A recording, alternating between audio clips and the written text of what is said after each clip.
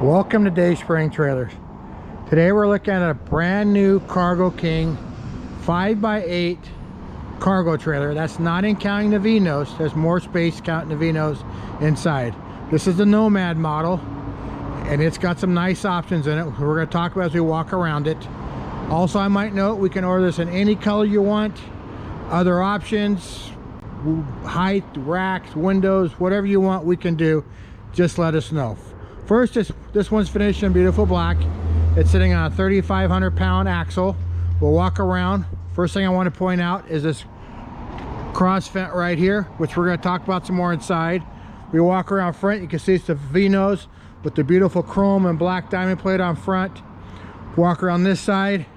Yes, it does have a man door right here with a bar lock for more security and a lock here. This is another one of those cross vents we're going to talk about in a second. Walk around back. This is a ramp door. We also can get this in double doors if you want. All the lights, of course, are LED. We walk up inside of it. This one has got 4 D-rings on the floor to tie down your toys or whatever you need to tie down. It's got an LED light here. But I want to point out the cross vent. I talked about these outside. There's one here, and there's one in that back corner.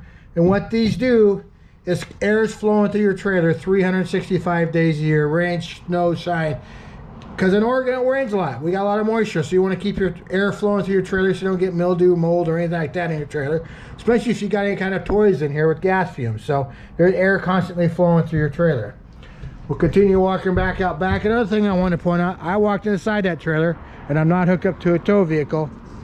Down here, these are called drop jacks. There's one on both sides.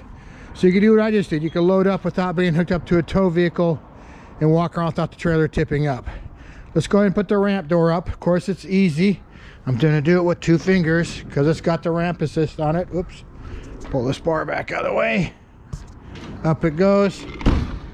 You simply latch it down like that. And we make really nice locks for those.